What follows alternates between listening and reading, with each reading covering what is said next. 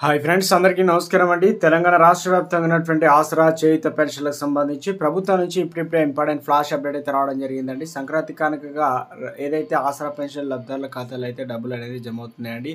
So ఎంత మొత్తంలో జమ అవుతుంది?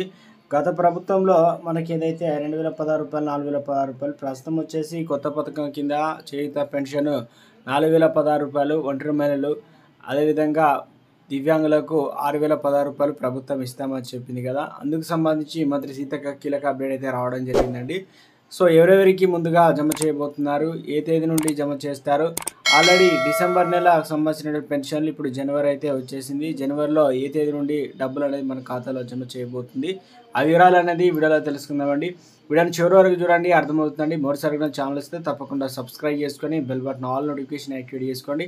అదేవిధంగా చూస్తున్నారు కానీ లైక్ చేయడం మర్చిపోతున్నారండి, వెంటనే లైక్ చేయండి. మిత్రులందరికీ కూడా వీడియోని షేర్ చేయండి. తెలంగాణ రాష్ట్రంలో ఏదైతే కాంగ్రెస్ ప్రభుత్వం అధికారం వచ్చినప్పటి నుంచి ప్రభుత్వం ఒకసారి కూడా చేయుత పెన్షన్లు అనేది రిలీజ్ చేయలేదు. కానీ ఏదైతే 2016 రూపాయలు, 4016 రూపాయలు అయితే ఇచ్చారు. ముందుగా ఏదైతే దివ్యాంగులకు ముందుగా ఇవ్వాలని ప్రభుత్వం దృఢ నిశ్చయంతో ఉన్నట్లు ముందుగా వారి ఖాతాల్లో సంక్రాంతి కానుకగా డబ్బులు అనేది జమ చేయబోతున్నట్లు మంత్రి సీతక్క ఒక అప్డేట్ అయితే తీసుకురావడం జరిగిందండి.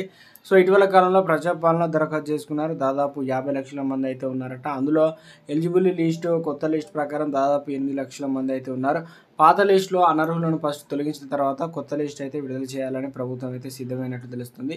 ఇందుకు సంబంధించి ప్రభుత్వం దగ్గర ఏదైతే ప్రభుత్వ భూమిని తనఖా పెట్టి బ్యాంకుల దగ్గర 10,000 కోట్లను అయితే సిద్ధం చేసింది అనమాట. అవన్నీ కూడా కొన్నింటిని ఆసరా పెన్షన్లు, కొన్నింటిని రైతు కూలీలకు, రైతు భరోసా, ఇక ఈ నెలలో అమలయ్యే పథకాలకు అయితే ఖర్చు చేయాలని ప్రభుత్వం దృఢ నిశ్చయంతో ఉంది.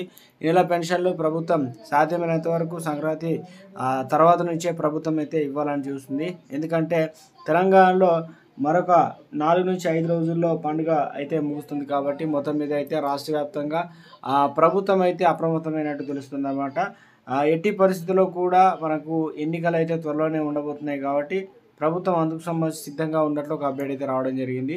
ఇవన్నీ కూడా తెలంగాణ రాష్ట్రంలో కొన్ని పథకాలు ప్రారంభం కాబోతున్నాయి. కొన్నిటినైతే ఆల్రెడీ 2 నెలల పెన్షన్లు ఇవ్వాల్సింది సంక్రాంతి కానుక అయితే ఇవ్వాలని ప్రభుత్వం సిద్ధంగా ఉన్నట్లు మంత్రి సీతక్క అయితే ఒక అప్డేట్ అయితే రావడం జరిగిందండి.